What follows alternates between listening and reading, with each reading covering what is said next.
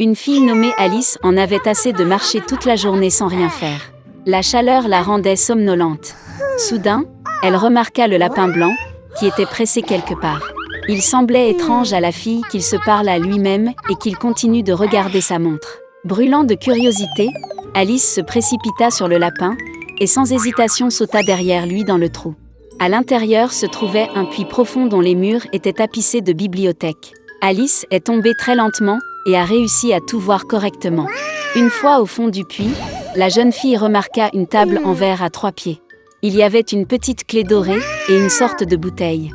Alice a essayé d'ouvrir la porte avec la clé, mais elle était trop petite. Regardant autour d'elle, elle vit une petite porte. Pour l'ouvrir et se retrouver dans un magnifique jardin, Alice a dû boire dans une bouteille sur la table. Après avoir pris quelques gorgées, sa taille a commencé à diminuer. La fille rétrécit si vite qu'elle n'eut pas le temps de prendre la clé de la table. Puis, elle vit une tarte magique sur le sol. Dès qu'Alice a pris une bouchée, elle a commencé à grandir rapidement vers le haut.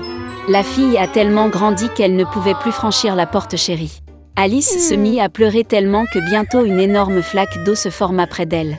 À ce moment-là, elle remarqua le lapin blanc.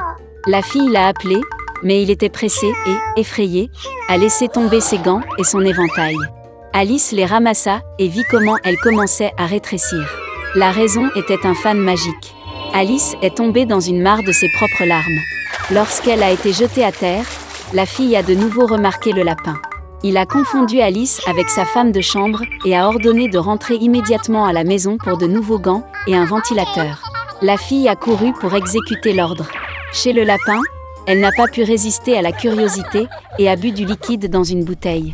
Cela a conduit au fait qu'Alice a pris des proportions gigantesques et a rapidement rempli toute la maison. Elle n'a pu rétrécir que grâce aux tartes. Ayant retrouvé ses dimensions précédentes, la fille s'est enfuie. Bientôt, elle vit un énorme champignon sur lequel était assise une grosse chenille bleue. Alice se plaignit de ces changements constants de taille.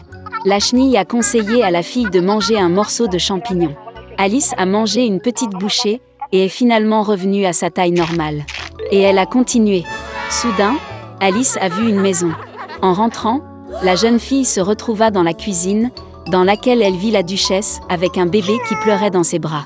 Un énorme chat était assis sur le sol, souriant d'une oreille à l'autre. La duchesse a expliqué à Alice qu'il souriait parce que c'était un chat duchessire. Soudain, le chat a disparu et le bébé a éclaté en sanglots. La duchesse a donné l'enfant à Alice et elle-même est allée chez la reine. La fille a été surprise de constater qu'elle ne tenait pas un enfant, mais un vrai petit cochon. Lorsque le chat est réapparu, il a conseillé à Alice de trouver le lièvre de Mars. Et puis il a disparu, et seul son sourire est resté dans l'air. La fille a pris la route. Bientôt, elle vit la maison du lièvre de Mars. Alice est arrivée juste à temps pour le début du goûter. La table était immense, mais seul le lièvre de Mars, le chapelier fou et la souris Sonia y étaient assis. Ils n'ont laissé personne s'asseoir à table et ont dit qu'il n'y avait pas de place. Alice a appris qu'il était forcé de boire du thé continuellement comme punition pour avoir tué Time. Le lièvre et le chapelier se moquaient de la fille de toutes les manières possibles et se moquaient d'elle. Incapable de tolérer une telle impolitesse, elle se leva silencieusement et partit. Bientôt, Alice se retrouva dans un magnifique jardin. Elle remarqua des jardiniers qui ressemblaient à des cartes à jouer. Ils ont teint les roses blanches en rouge. La fille en a été très surprise. Elle a appris que leur reine aimait les roses rouges et que seules les blanches poussaient. La reine exécuta ses serviteurs pour la moindre offense. Les jardiniers ont dit qu'elle jugeait le serviteur qui avait volé les biscuits en ce moment. Alice était très intéressée et elle est allée au tribunal. Là, elle a vu le lièvre de Mars et le chapelier fou témoigner. Quand ils eurent fini, la reine convoqua soudain Alice pour l'interroger. La fille a répondu qu'elle ne savait rien et a ordonné de laisser partir le domestique. La reine s'est fâchée et a ordonné d'attraper la fille. À ce moment, Alice sentit qu'elle recommençait à grandir. La fille se rendit compte que ce n'était que des cartes et elle n'en avait pas peur. Et à ce moment précis, la magie a disparu. Alice s'est réveillée dans la même clairière où elle a vu le lapin blanc pour la première fois. Il y avait un paysage familier autour, des sons familiers ont été entendus. Ce n'était donc qu'un rêve, pensa Alice. Il y a longtemps, le pauvre Ali Baba vivait avec sa femme Zénab dans un pays lointain de l'Est. Il gagnait sa vie en travaillant dur. Il coupait du bois dans la forêt et le vendait au marché. Une fois, en travaillant, Ali Baba a remarqué que tout un détachement de cavaliers galopait vers lui. Par peur, il grimpa sur un arbre et se cacha dans le feuillage. Les cavaliers s'arrêtèrent sous un arbre et enlevèrent les sacs pleins d'or des chevaux. Ils étaient exactement 40, dirigés par le chef Borgne Hassan. Ali Baba a immédiatement deviné que c'étaient des voleurs qui étaient revenus avec leur proie. Alors qu'Ali Baba tremblait d'horreur, le chef s'approcha d'un rocher à proximité et lui murmura une incantation. Soudain, une porte en fer discrète, envahie par l'herbe, s'ouvrit dans le rocher. Les voleurs sont entrés dans la grotte, y ont caché tout leur volé, ont pris les sacs vides et sont retournés dans la forêt. Après s'être assuré qu'il n'y avait pas de voleurs, Ali Baba est descendu de l'arbre. Il se dirigea vers la porte secrète et murmura le sortilège qu'il avait entendu du chef. La porte s'est ouverte. Ali Baba a vu une immense grotte pleine d'or, d'argent, de tissus coûteux et de diamants. Ali Baba regarda autour de lui, attrapa rapidement 2 sacs d'or, les chargea sur l'âne et se précipita chez lui. Revenant à sa femme, Ali Baba lui montra les sacs d'or. Ravis de la richesse, ils ont commencé à compter les pièces. Mais le couple n'a pas réussi, car il y avait trop de pièces. L'argent aurait dû être mesuré avec une tasse spéciale, mais le pauvre Ali Baba ne l'avait pas. Ensuite, Zainab a décidé de prendre la coupe du riche frère d'Ali Baba, Kazim. Kazim lui-même brûlait de curiosité. Il ne pouvait pas comprendre pourquoi le mendiant Ali Baba avait besoin d'une tasse à mesurer pour l'or. Par conséquent, il a enduit le fond du bol de miel pour savoir exactement ce que les époux mesuraient. Quand Ali Baba a rendu le bol, Kazim a remarqué que les pièces d'or étaient collées au miel au fond. Il s'est rendu compte qu'Ali Baba lui cachait la richesse. Puis Kazim est venu vers son frère et a menacé d'informer le roi de lui si Ali Baba ne disait pas toute la vérité.